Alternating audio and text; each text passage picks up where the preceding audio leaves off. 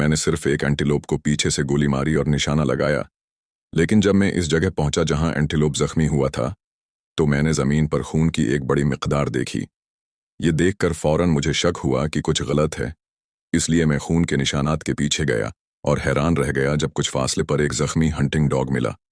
लेकिन मैंने तो इस कुत्ते पर गोली चलाई ही नहीं थी और मुझे एहसास हुआ कि करीब ही कोई लड़ाई हुई होगी। मैंने कुत्ते के मुखालिफ समत में निशानात का पीछा शुरू किया और जल्द ही पहाड़ के दामन में कई कारें खड़ी देखें, ये जानने के लिए कि क्या हुआ था। मैं आहिस्ता आहिस्ता करीब गया ताकि मुआयना कर सकूं। साफ जाहिर था कि यहां अभी अभी एक शदीद फायरिंग हुई थी। मैंने एक कार का दरवाज़ा खोला तो अंदर एक शख्स जिंदा मिला, तो मैंने फौरन अपनी हंटिंग राइफल उठा ली। लेकिन हैरत अंगेज तौर पर इस शख्स ने सिर्फ पानी मांगा। मेरे पास पानी नहीं था, इसलिए मैंने उसका हथियार लिया और वहां से निकल गया। फिर मैं ट्रक के पीछे चेक करने गया और इत्तेफाकन पूरे ट्रक में भरा हुआ सामान दरियाफ्त कर लिया, चूंकि सामान अभी भी गाड़ी में मौजूद था। इसका मतलब था कि कोई शख्स पैसों के साथ फिरार हो गया होगा, गालिबन शदीद जख्मी हालत में। लेकिन ऐसी झलसा देने वाली गर्मी में वो कहाँ जा सकता था। कुछ ही देर बाद मैंने एक बड़ी दरख्त के नीचे एक आदमी को देखा। मैं आहिस्ता आहिस्ता करीब गया और पाया कि वो शख्स सांस लेना बंद कर चुका था।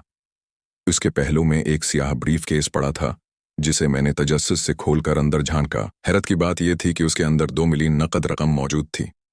मैं जानता था कि यह पैसा मेरे लिए खतरा ला सकता है, लेकिन इतनी ज्यादा रकम देखकर कौन लालच में न आए। इसलिए मैंने ब्रीफ केस उठाया और घर ले आया। लेकिन जब रात को सोने का वक्त आया तो मुझे बेचैनी महसूस हुई। इसलिए मैंने जानबूझकर एक कीतली नलके के पानी से भरी ताकि गाड़ी वाले शख्स को पानी दे सकूं।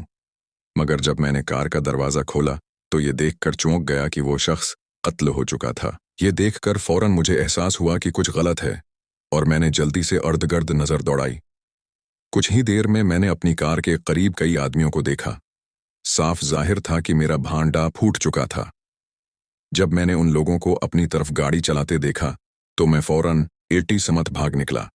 लेकिन 2 पांव किसी गाड़ी से तेज नहीं दौड़ सकते और जल्द ही वो मेरा पीछा करते हुए मुझे दरिया के किनारे तक ले आए। मेरे पास कोई और रास्ता न था सिवाय उसके कि मैं दरिया में छलांग लगा दूं। यार मुतवक्का तौर पर उन्होंने मेरा पीछा करने के लिए एक खूनख्वार कत्ता छोड़ दिया।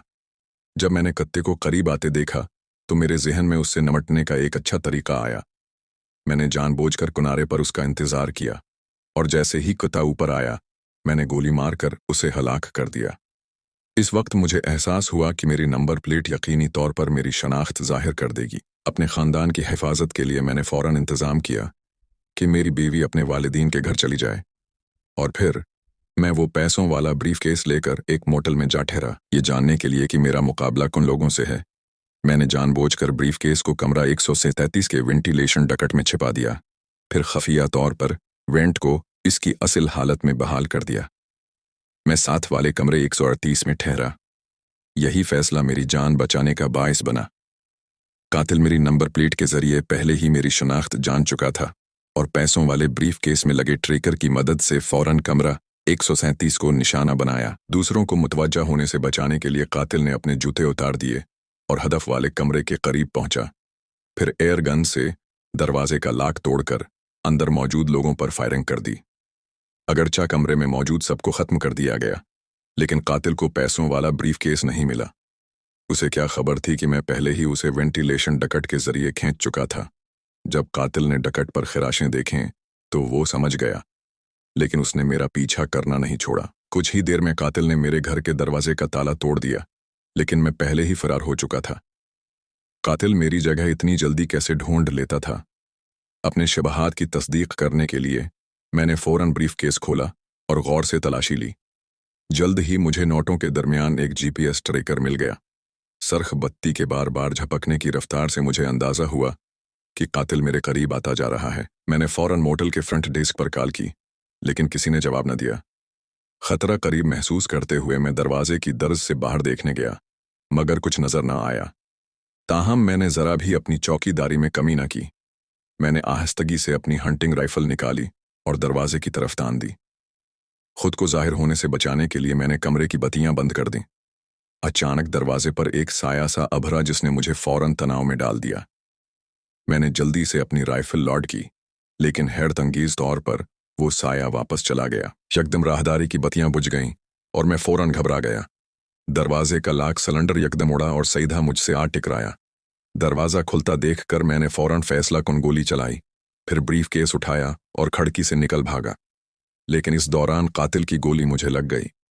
जिंदा बचने के लिए मेरे पास कोई रास्ता न था, सिवाय उसके कि मैं तकलीफ बर्दाश्त करते हुए तेजी से भागता चला जाऊं। लेकिन मैं जानता था कि कातिल जल्द ही मेरा पीछा कर लेगा, इसलिए मैं बस सरहद तक दौड़ा और ब्रीफ केस को बाढ़ के उस पार फेंक दिया।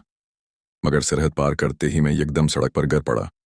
खुशकिस्मती से इसी वक्त कुछ गलोकारों ने मुझे देख लिया।